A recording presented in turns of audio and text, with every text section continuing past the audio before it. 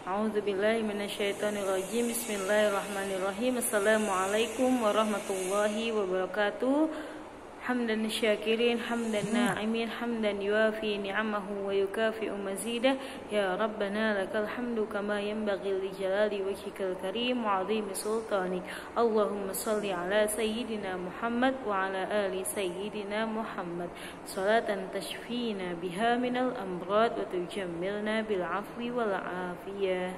Amin ya rabbal alamin. Alhamdulillah fi hadha sabah mubarak ya fasl al-awwal syariah insyaallah sanastamir darsana al-yawm fi darsil fiqhin nisa wa khassatan ma yata'allaqu bil nisa min ahkamin nikah ya. Jadi pembahasan pada pagi hari ini insyaallah mengenai fikih wanita ya, yang berkaitan dengan hukum-hukum dalam pernikahan khususnya bagi wanita ya. Kemarin kita juga telah mempelajari yang berkaitan dengan pernikahan, yaitu mengenai masalah mahar atau seserahan yang ada ketika khitbah pertunangan, dan juga meminta mahar kembali ketika merasa ditipu atau ada kepalsuan ya, karena menyembunyikan penyakit dari suaminya ya. Kemudian pada hari ini kita akan melanjutkan pembahasan tentang wanita di dalam hukum-hukum pernikahan. Sebelum memulai pelajaran hari ini, mari bersama-sama membaca al-basmalah. Bismillahirrahmanirrahim. Nawaitu ta'alluma lillahi ta'ala wa li izaratil jahli wa ihya'iddin. Nafa'anallah bi'ulumi masyayikhina fid dharaini amin ya rabbal alamin. Pembahasan hari ini kita akan membahas dua pembahasan ya, dua permasalahan, dua contoh kasus. Di sini ada pertanyaan hukmu rafdil mar'ah min man ikhtarahul ahlu laha zaujan ya. Jadi bagaimana hukum seorang wanita yang menolak perjodohan orang tua ya, bisa difahami. Jadi bagaimana hukum seorang wanita yang menolak calon pilihan dari orang tuanya. Di sini ada pertanyaan hal yajuzu an atazawwaja ya. Ada seorang perempuan yang bertanya, ya Syekh, bolehkah saya menikah mimman uhibbuhu, dengan pria pilihan saya yang saya cintai, ala raqmi min rafdi ahli lahu.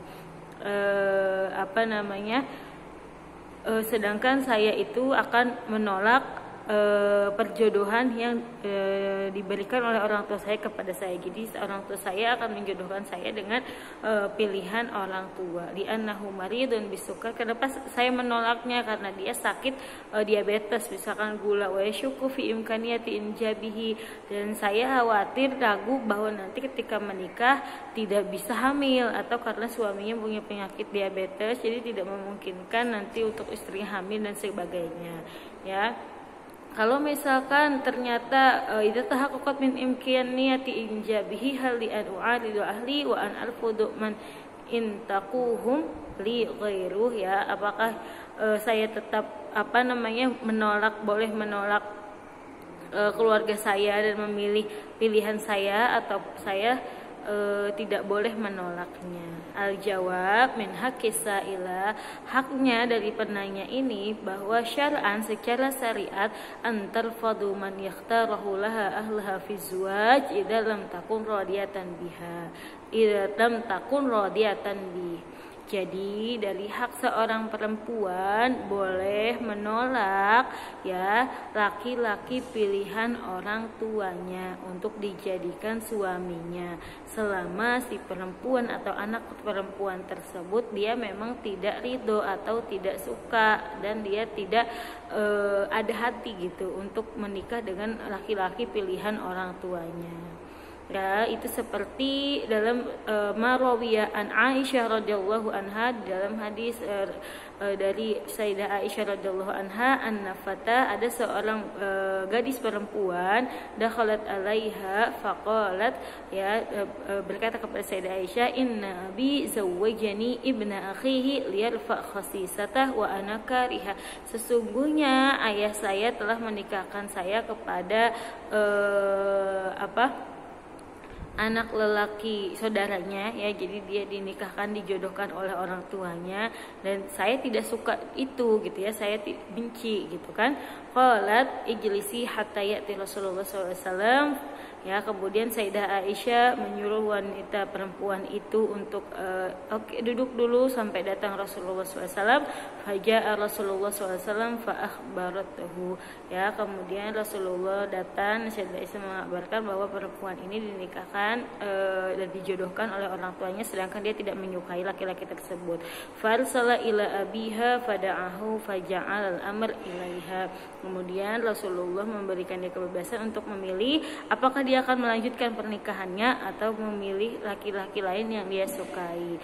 Faqalat ya Rasulullah qad ajastu ma suni'a abi, ya, perempuan itu berkata kepada Rasulullah, wahai Rasulullah, sesungguhnya aku telah membolehkan ayahku melakukan ini kepadaku, walakin aradtu an u'lim 'alan nisa minal amri syai'un, tetapi di sini aku hanya ingin menyampaikan bahwa perempuan itu kan juga punya hak untuk memilih, ya kan, tidak hanya diam dan oke. Kalau misalkan tidak suka, yaitu hak atau pilihan dari perempuan tersebut. Walaha antu'lim ahlaha biluqbatiha fi zuwaj mimman tarkab. Jadi dari hadis di sini adalah bahwa seorang wanita mempunyai hak untuk memberitahukan keluarganya seperti apa laki-laki yang dia inginkan untuk menjadi suaminya, ya. Kama min haqqil walidah wal walid wal usrah an ta'taridu 'ala zuwaj mimman tuhibbina idza kana syakhsul ladzi tuhibbinahu ghaira munasib lak, ya. Sama halnya juga orang tua, ayahnya, ibunya, keluarganya mempunyai hak juga untuk menolak laki-laki yang si anak perempuannya ini suka, ya, laki-laki yang akan menjadi menantu dari orang tuanya ini, apabila laki-laki tersebut sepertinya orangnya, pribadinya tidak cocok dengan keluarga tersebut, atau misalkan nanti akan terjadi permasalahan sosial antara keluarga satu dengan keluarga lainnya, antara keluarga perempuan dan calon mempelai laki-lakinya. Jadi semuanya mempunyai hak. Jadi perempuan mempunyai hak untuk memilih laki-laki idamannya, begitupun untuk orang tua dan keluarga juga berhak untuk menolak atau tidak menerima calon yang disukai anaknya jika memang ternyata laki-laki tersebut tidak cocok atau tidak atau dapat misalkan merusak atau menjadikan permasalahan di dalam ijtimaiyah atau sihiyah, dalam kesehatan ataupun dalam sosialnya, ya. Wa masalatul injab aw ghairil injab, kemudian tadi menanyakan saya takut dia nggak bisa memberikan saya anak dan sebagainya, itu masalah yang khosoh, itu masalatun khosoh, itu permasalahan yang sangat khusus, ya, dan dia tidak dibenarkan untuk menolak permintaan orang tuanya dikarenakan si calonnya itu tidak bisa memberikannya keturunan, ya.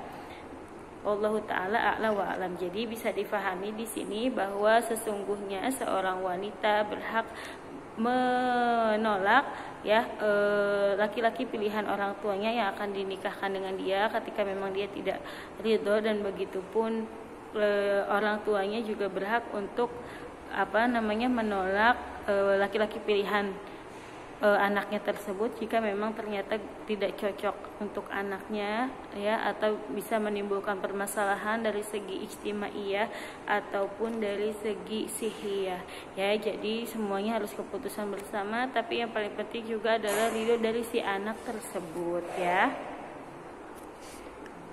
Ya, jadi kemudian di sini bahwa seorang wanita juga berhak memilih pilihannya, ya, jika memang itu baik untuk dirinya. Ya, intinya mempunyai pilihan, tapi juga tidak boleh untuk berbuat tidak baik kepada orang tua, begitu ya. Nah, kemudian permasalahan selanjutnya adalah hukmu zuwajil muslimah min ghairil muslim. Apa hukumnya seorang wanita muslimah menikah dengan laki-laki non muslim, ghairil muslim? Ada pertanyaan adalah bagaimana hukum pernikahan seorang wanita muslimah dengan laki-laki non muslim? Al-jawab, ajma'atil ummatul islamiyah bi fuqahaiha wa ulamaiha ala annahu la yajuzu lil mar'ah al muslimah an tatazawwaja bi ghairil muslim. Ya, bahwa telah kesepakatan umat Islam dengan para fuqaha dan ulama bahwasannya seorang wanita muslimah tidak boleh menikah dengan laki-laki non muslim. Ya, meskipun laki-lakinya dari ahlul kitab seperti Yahudi dan Nasrani, atau sampai misalkan laki-lakinya multahid ladinallahu, ateis, tidak punya agama gitu ya, maka seorang wanita muslimah tidak boleh menikah dengan laki-laki non muslim. Ya, di dalam Al-Qur'an qaulu ta'ala wala tunkihul musyrikina hatta yu'minu wal 'abdun mu'minun khairum mim musyrikin walau a'jabakum. Al-Baqarah ayat 221. Ya, bahwasannya tidak diperbolehkan seorang wanita muslim menikahi laki-laki musyrik sampai mereka beriman, ya. Dan sesungguhnya abadun, budak muslim lebih baik daripada orang-orang musyrik, ya, meskipun orang musyrik itu menarik gitu ya.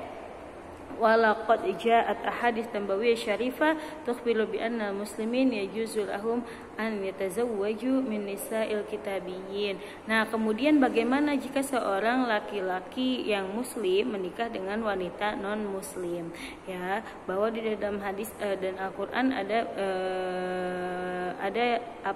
kalam yang menyebutkan bahwa seorang laki-laki muslim boleh menikahi wanita non muslim, yaitu dalam artiah kitabiyah yang menerima kitab Injil dan Taurat, ya. Tetapi pada sebagian besar ulama dan fatwa juga yang ditetapkan di Indonesia khususnya ini, bahwasannya ahlul kitab yang dimaksud, yang dibolehkan dinikahi oleh laki-laki yang muslim ini pada zaman sekarang harus ditegaskan dan sudah dibatasi karena banyaknya inhiraf atau perubahan-perubahan daripada kitab Injil dan Taurat zaman ini sendiri, yang mana mereka sudah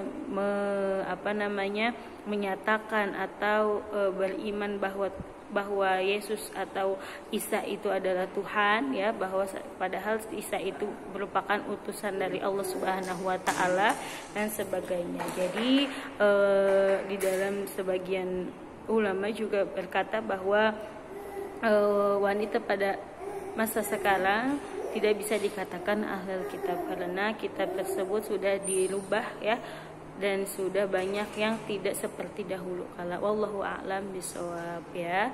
Jadi untuk lebih baiknya seorang laki-laki muslim harus menikah dengan dengan wanita muslimah. Begitupun wanita muslimah harus menikah dengan laki-laki muslim supaya mendapat ridha Allah Subhanahu wa taala, ya, karena pernikahan itu bukan 1-2 jam saja tetapi sepanjang zaman dan akan mewariskan dari status anak, kemudian keluarga, keturunan, ya, dan sebagainya. Ya, wa mimma dzakara fi waqi'ati su'al fala yajuzu lil muslimah, ya, maka tidak boleh bagi seorang wanita muslimah menikahi laki-laki non muslim. Sama mithlu hada fazwaj batil. Nah, ketika misalkan wanita muslimah menikah dengan wanita non muslim, maka pernikahannya adalah batil, ya. Wal mu'asyarah bainahuma, kemudian berarti kehidupan mereka selama itu merupakan min babi zina al muharram syar'an, merupakan perbuatan zina yang diharamkan oleh syariat Allah Ta'ala. taala a'la wa a'lam bishawab. Ya, pada hari ini pembahasannya 2 saja ya. Semoga bermanfaat dan semoga bisa difahami dan dimudahkan untuk diingat juga ya dan diamalkan. Jazakumullahu khairan ala husnul ihtimam. Jangan lupa catatannya dikumpulkan malam ini. Nafa'anallahu bi ulumi masyayihina fid dharaini. Wassalamualaikum warahmatullahi wabarakatuh.